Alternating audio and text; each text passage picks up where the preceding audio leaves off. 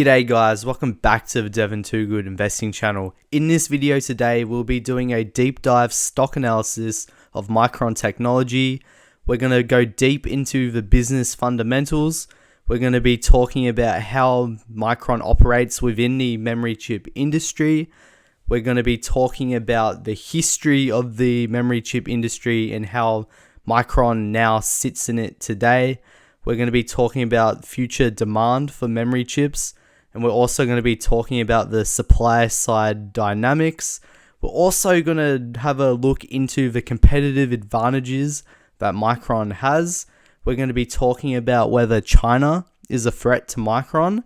We're also going to be looking into the management team to see how they've performed over time. We're going to have a quick look at the balance sheet to check if it's healthy.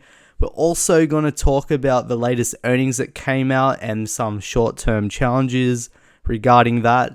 And then we're going to do a valuation to see what we should be paying for Micron to get an adequate return. So guys, before we get into it, make sure you like this video and subscribe to my channel because a lot of work went into preparing this and I think it's going to be a good one. So let's kick things off with a high-level business overview of Micron. So Micron operates in the memory chip industry. They manufacture two main products. The first one, which makes up 74% of their revenue, is DRAM. The second one, which makes up 26% of their revenue, is NAND. And these two products are essential for manufacturing mobile phones and PCs, as well as other consumer electronics. They're very crucial for cloud data centers, such as what Amazon and Microsoft, Google, and other companies in China, such as Alibaba and Tencent, all of their cloud services. It's essential in AI and machine learning. It's also needed in industrial automation, such as automating your factories to reduce labor costs. And then also it's crucial in vehicle autonomy, or otherwise known as advanced driver assistance systems. So now that we know what Micron does on a very high level, let's talk about the future demand dynamics. So we know what kind of products DRAM and NAND is used in. So data center, this is expected to grow their DRAM by 28% per year going out to 2025. And if we look at NAND, this is expected to grow at a clip of 33% CAGR going out to 2025. And currently it is a fairly large market of 50 billion. So it's actually the largest market in which they compete. You've also got the mobile segment here, and that's expected to grow at a bit demand CAGR of 14% for DRAM and then 24% for NAND. And this is largely driven by the shift from 4G to 5G. 5G phones need 50% more memory than 4G phones. And then we have also got the PC, and this certain segment has sort of died off a little bit in demand. They're only expecting 9% for DRAM growth and then 21% for NAND growth going out to 2025. We're seeing strength in enterprise PCs, so PCs purchased by companies, and these PCs tend to have more DRAM in it, and we're seeing some weakness lately in consumer PCs due to macroeconomic conditions. We've also got the industrial here, and their market size is only 5 billion at the moment, but is expected to grow very quickly over the next 5 years, as you can see here. The same with the auto segment that they've got. It's expected to be their fastest growing segment of their business. NAND expected to grow at a CAGR of almost 50% per year, and DRAM growing at 40%. This segment will very quickly grow to be one of their larger segments, I'd imagine, given those growth rates. And then they've also got their other segment. And if you total these all up, you get a total market size of 161 billion. And you're looking at mid to high teens DRAM growth in demand, and then high 20% for NAND. So you can see there is a lot of future demand growth expected in the memory chip industry, and it does look like it will be growing faster than the broader semiconductor industry. So continuing on with future demand dynamics, I think this slide here illustrates well what is driving some of the demand. So if we look on the left here, this graph illustrates the memory requirements depending on the complexity of the AI model or the machine learning model. And you can see as the number of parameters increase, so does the memory requirement. So essentially over time, as AI and machine learning gets better and better, it's going to require more and more memory, which means more and more business for Micron. And you can see this is a log. This graph is a log scale, so it's going up by an order of magnitude each level here. And as we get further and further, this is almost exponential growth for Micron. It's logarithmic. And if we look in this middle diagram here, this shows us how the 5G movement or the 5G technology upgrade over 4G is going to drive DRAM growth in the phone category. You can see that the average 4G phone has 4 gigabytes of DRAM, and the average 5G phone actually, it looks like about 6 gigabytes of DRAM. So that's a 50% increase. So Micron is going to benefit from that. Then finally here is autonomous driving. So this is pretty crazy. If you got L0 or level 0 automation and compare that to a vehicle that has level 5 automation, the difference is 100x the NAND content and 30x the DRAM content. So hopefully automated vehicles succeed. We know that this is the direction that we're trending. Who knows when we're going to get to level 5, but there are vehicles at the moment that are definitely level 1, level 2, and probably even level 3. And over the coming years, I'm sure we'll get to level 4 and level 5 vehicles on the road. But this is all, as these automation systems get more complex, they're going to require more memory chips. This slide demonstrates what the company expects in terms of their revenue mix. So they say that the revenue mix is shifting to a higher growth, more stable, and less seasonal end markets. So by the end of full year 2025, they expect their automotive, industrial, and networking revenue to make up 20% of their revenue from 15%. They expect their data center and graphics revenue to jump to 42% of their revenue from 30%. And then they expect their slower growing parts of their business, the PC, mobile, and other, to dip from 55% down to 38%. And this is favorable for Micron because currently they've got leading technology, but in terms of market share, they are not leaders in the PC and mobile category. However, they are leaders in the data center and automotive and industrial segments. So this is a good thing for Micron. They're strong in the fastest growing markets and they have high market share, and it's going to be taking them away from the lower mix of consumer and the seasonal market exposure, making their revenues more stable. This slide here shows us the expected demand growth for data center, DRAM, and NAND. And by 2025, they're expecting the amount of gigabytes shipped per server to increase threefold and then double for DRAM. And then they're expecting the data center total addressable market over the next 10 years to grow at a CAGR of 14% per year, which is pretty solid. You grow your TAM out 14% per year for 10 years, and it gets you significantly higher due to the compounding effects there.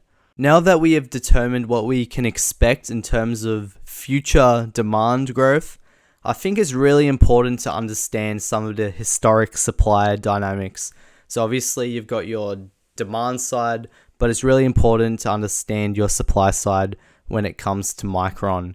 And this will probably explain to you why Micron has been such a underappreciated and hated business or stock over the last couple of decades. So back in the 2000s, there used to be many competitors within the DRAM space, and at that time, DRAM technology was developing at about a 40% per year CAGR.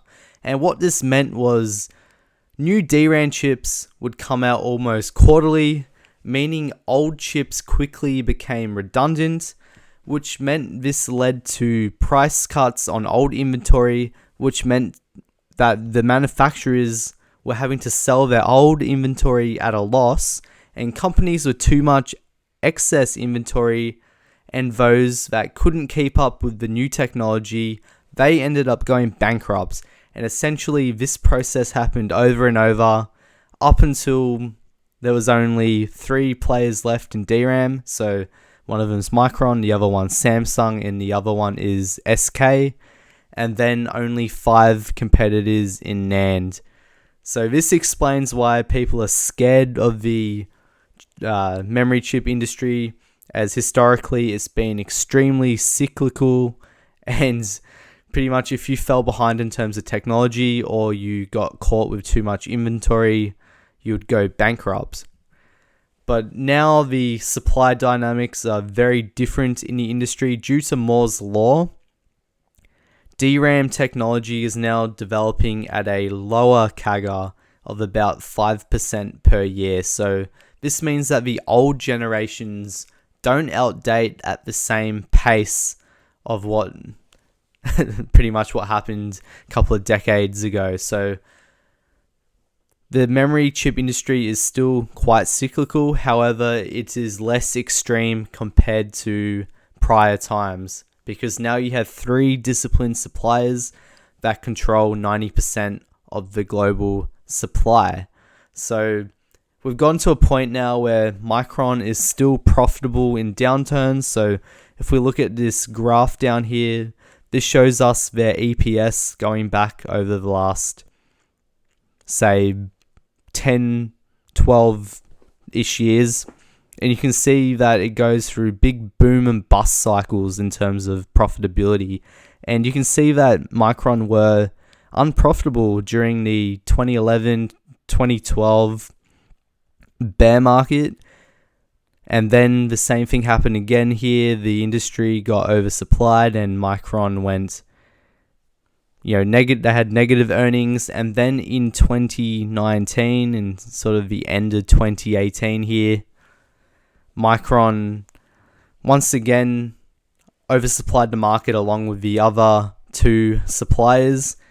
However, this time they were still profitable during the downturn. So the downturns aren't as harsh anymore, and when we have the next downturn, I would expect Micron to continue to be profitable, even if the manufacturers oversupplied the supply chain. So let's quickly talk about the short-term challenges from the recent earnings. So Micron has changed their guidance for the year, and expectations for... So let's quickly touch on some of the short-term headwinds that Micron are now facing due to economic slowdown, which includes the China lockdowns as well. So expectations for calendar year 22 industry bit demand growth have moderated since our last earnings call. So I looked through their earnings transcript and they mentioned that the China lockdowns have had a approximately 10% revenue impacts. They've also come out and said that near the end of fiscal Q3, we saw a significant reduction in near-term industry bit demand, primarily attributable to the end demand weakness in consumer markets. And in particular, they're talking about PC and smartphones. And PC has had about a 10% revenue impact to Micron. And then the smartphone also has had a 10% revenue impact. They expect year over year, calendar year 22, industry bit demand growth to be below the long-term CAGRs of mid to high teens percentage for DRAM and high 20% for NAND. However, their long-term DRAM and NAND bit demand CAGRs is that they will remain unchanged from prior expectations. So the company's pretty much coming out and they're expecting that this will be a short-term issue, this will be a short-term challenge. However, the long-term view for DRAM and NAND demand is still the same. And they've come down here and they've said that given the change in market conditions, we are taking immediate action to reduce our supply growth trajectory. So pretty much they're reducing supply so they don't oversupply the market and crash the price of DRAM. So Micron has 3 different competitive advantages, and the first moat that I have is a toll bridge moat. So I'm going to use this analogy here to explain myself. Imagine that you could only access your local city via one toll bridge, and every time you want to access your city, you have to pay your toll bridge operator a toll. And pretty much Micron has a toll bridge on the future of technology. So Micron operates in an oligopoly, and they are one of 3 producers in the world, and they are the only Western producer. The other 2 producers are South Korean based. So because of this, if you want Western produced memory chips, you can only choose Micron. And pretty much Micron owns a 1/3 tax on the future of technology along with the other producers. And as we saw before throughout this presentation, you cannot, pretty much every bit of technology needs memory. So you cannot get around this. Micron, SK, and Samsung are going to get they're going to have market share and they're going to get paid. So in order to build this future technology companies must either cross Micron, Samsung, or SK's toll bridge. The second moat that I have identified is a deep, wide barrier of entry. So Micron's factories, they cost about $5 billion to replicate, and their factories take 3 or more years to build and then ramp to scale to become efficient and profitable. So it makes it very difficult for new competitors to enter the industry just because of the amount of time it takes and the amount of upfront cost you need to replicate one of Micron's factories. Then finally, the third moat is their intellectual property. So Micron has over 50,000 patents, and these patents take years and billions of dollars of R&D to create. And what makes these patents even better is that they stack on top of each other. For example, DDR1 RAM, DDR2, DDR3, and then through to DDR5 as an example. So pretty much you cannot build DDR5 RAM unless you know how to build DDR1 RAM first. And then Micron's capital spend into CapEx, mainly R&D, of $150 billion this decade makes them very hard to compete with. So this means that their R&D, their technology is going to get better. And if you don't have $150 billion to spend in CapEx over the next decade, they're going to be extremely hard to compete with because they will fall behind in technology. Is China a threat to Micron? So we know that China over the past 5 years or so has been flooding money into their own semiconductor companies, trying to build their semiconductor industry to compete on the world stage.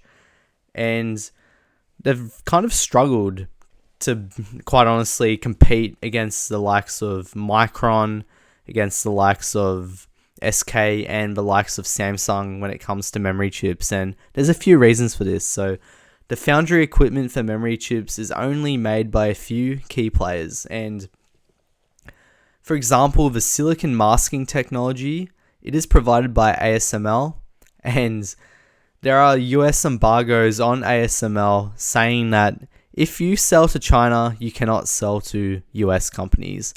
So pretty much they've got ASML in a foothold, and ASML, it would be a big loss for them to not be able to sell to US in order to sell to China, considering the companies that exist within the US, such as Micron that they supply to, such as Intel that they supply to, such as Nvidia and AMD. So it makes no sense for them to cut ties with the US in order to sell to China. Not only that, ASML is not the only supplier. You've got Zeiss here, and for the same reasons, due to embargoes, they will not sell their lens to China. So the lens is used to project image into the silicon wafer during the manufacturing process, and Zeiss had the best lenses in the world, and China does not have access to these lenses. So even if China invests billions of dollars into their semiconductor industry, which they have, they still don't have access to these key technologies. And despite huge investment already, China is still technologically behind when it comes to DRAM and NAND, which shows you cannot buy your way to success and you cannot replicate suppliers. And also, you got to think about the patents that have been built up over years and years by these companies. They're also got to build these patents and get the intellectual property in order to produce technology on the same scale as Micron, SK, and Samsung. I think eventually China does have a chance of catching up. However, it's a tough, hard journey ahead, and in the end, it might not even be worth it for them, given that a lot of their suppliers don't want to use Chinese semiconductors, as the ones from America, for example, are just better. If we quickly think about the balance sheet here, it gets a big green tick from me. It's a very healthy balance sheet. They've got $10.2 billion in cash and short-term investments, and $6.8 billion in long-term debt. So they could pay off all their debt today and still have a few $billions left over. Also, Micron is profitable, it produces free cash flow, and they could easily pay this long-term debt back very quickly with a year or two's worth of free cash flow. And I'm talking probably in 1 year, in a good year, 2 years, and in a couple of average or bad years. Crucial to any investment and any business's success is the management team. So the CEO of Micron is Sanjay. I'm not going to try saying his last name, but he joined the company in 2017. And prior to joining the company in 2017, he was the co-founder of SanDisk, one of the OG memory companies. I'm sure you've seen SanDisk USBs around. And SanDisk was bought out by Western Digital. So naturally, Sanjay came and joined Micron. Micron being almost natural progression for Sanjay, given that it's a larger company. And when he joined Micron, so in 2018, Micron was several quarters behind their competition in terms of technology. And if we fast forward to today, Micron are now several quarters in front in technology. So he's done a fantastic job in steering this business. They've gone from being behind in technology to being in front in technology. They've got leadership products across end markets. So they got the number one market share in DDR5 RAM. And they've also got the world's fastest graphics memory, their GDDR6X. They're a technology leader in consumer and client SSDs. They got the world's first 176-layer data center SSD. They're a leader in low power technology for mobile RAM and first to market with their new mobile RAM here, the LPDDR5 and the LPDDR5X. And then they're number one in market share in one of the fastest growing categories, which is the automotive and embedded. And they've got the world's first auto-qualified UFS 3.1 and LPDDR5 memory. So they got technology leadership, and they've also got quality leadership, where they're ranked number one by the majority of their customers, which is just fantastic. And if we look at some of the promises the management team made back in 2018, they've hit all of them. In terms of technology, they've achieved leadership in DRAM, and they've completed the NAND replacement gate transition. They've grown the NAND bit out significantly. In terms of operations, they've got $9 billion complete in structural improvement, which is great. And most importantly, they're very shareholder friendly and orientated, and they've returned greater than 50% free cash flow back to investors. And over the last 5 years, we've seen revenue growth grow at 16% per year. We've seen a huge gross margin improvement of almost 2,000 basis points, so almost 20% there. They've spent $12 billion on R&D, and they've produced free cash flow of $21 billion. So they're a management team that is shareholder orientated, and they have a history of meeting the promises that they make, which is what we want to see. Now let's dive into valuation. So I think a really good measure for valuation of cyclical businesses is actually book value.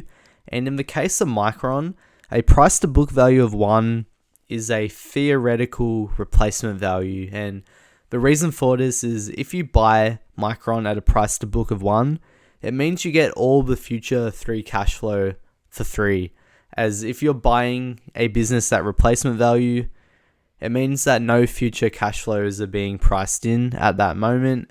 And if we look historically, buying Micron at a price to book of about 1 has worked out very well historically. So if you get the opportunity to buy Micron at a book value of 1 or under, especially given the improving fundamentals of the business, like Micron's a far better business now than it was back in 2016, where we went down to, that looks about 0.8 book value. And even in the lows through 2019 in terms of book value, even like 1, that's a great sort of entry price right there. But just quickly on the price to book value of 1 and how it's a theoretical replacement value, the reason why this is if you were to sell all the assets of the business at a price to book of 1, theoretically you should get all your money back. So that's what I mean by getting all the future cash flows for free. So as of the previous quarter, the current book value per share is $42.34. And based off long-term DRAM and NAND demand outlook, I'm going to conservatively say that they grow the book value by 15% per year. So this gives us a bit of leeway, because if you remember back at looking at the long-term demand outlook, DRAM's expected to grow in the high teens, and then NAND's expected to grow in the high 20s. So using 15% is conservative. However, this will account for any downturns we have in macroeconomic conditions or any oversupply that could happen over the next 5 years. Obviously, Micron is cyclical and it's not going to go up in a straight line. So I want to use 15% here to be conservative and to just give us a bit of a margin of safety here. So if we grow the current book value out by 15% per year over the next 5 years, this gives us a end of Q2 2027 estimate book value per share of $85.16. And I think a fair price to book for a business like Micron is 2, a ratio of 2, and this would infer a Q2 2027 estimate price target of $170.32 per share. And if we look back at the historic price to book, I don't think 2 is too crazy. I think it will definitely reach 2 again in the future. I can't promise you that it will be 2 in 2027. Like, who knows what's going to happen, where we're going to be in the cycle. However, it's been above 3. We could easily get back to 3 at some point in the next 5 years. Probably end up getting back to 2 at some point in the next 5 years. And I doubt that we'll stay at 1 for very long. If we do get down to 1, it would probably represent a great buying opportunity. So if we jump back to this slide, if we have a price target of $170.32 per share, from today's current share price of $53.65, this would incur a CAGR of a touch under 26% per year from today's share price, based on these assumptions. So pretty much you got to decide for yourself whether you're comfortable with these assumptions. However, it looks like Micron is quite an attractive opportunity right now, especially if you think that these short-term headwinds that they're facing are actually only going to be short-term. For me, I think they're going to be short-term, and that the long-term demand for DRAM and NAND remains strong. As long as there's relative supply-side constraints shown by Micron, Samsung, and SK, I can definitely see this valuation playing out. But guys, this brings us to the end of the video. If you've watched it all the way through, thanks for watching. Make sure you like, make sure you subscribe, and I'll keep you updated with my research, and I'm definitely going to touch on Micron more in the future. It is a important position in my portfolio, and I'm quite bullish on the stock. So guys, have a good one.